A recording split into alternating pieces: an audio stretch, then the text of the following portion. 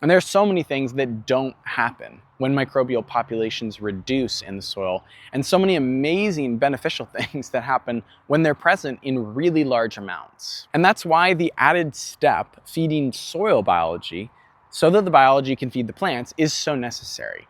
Now, all that being said, you can go ahead and use organic fertilizers for your plants. You can use synthetic fertilizers for your plants. But in my opinion, the most cost-effective and sustainable approach comes when we stick to fertilizers that don't come in a package. And the good news is there are virtually endless options. Everything is kind of a fertilizer if you stretch the definition.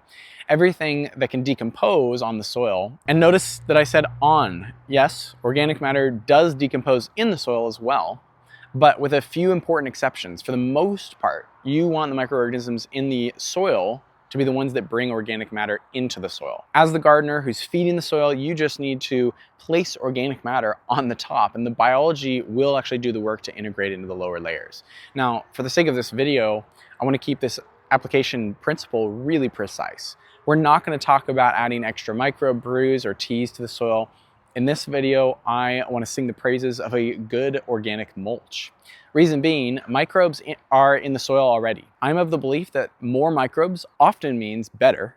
I see microbes as a fertilizer replacement of sorts, with some nuance there, but all soil contains microorganisms at some level, and just adding organic matter to the soil is going to feed them and help them multiply. Now, generally speaking, carbon-rich materials are going to feed the fungi in our soil. Again, there's more to it than just that, but for the sake of keeping it simple here, carbon feeds fungi, and these are your dried leaves, your straw, your dried grass clippings, your wood chips, all of which will decompose at varying speeds.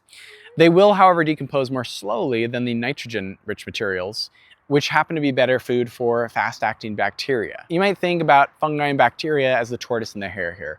Fungi are slow-moving, slow-growing, but slow and steady wins the race.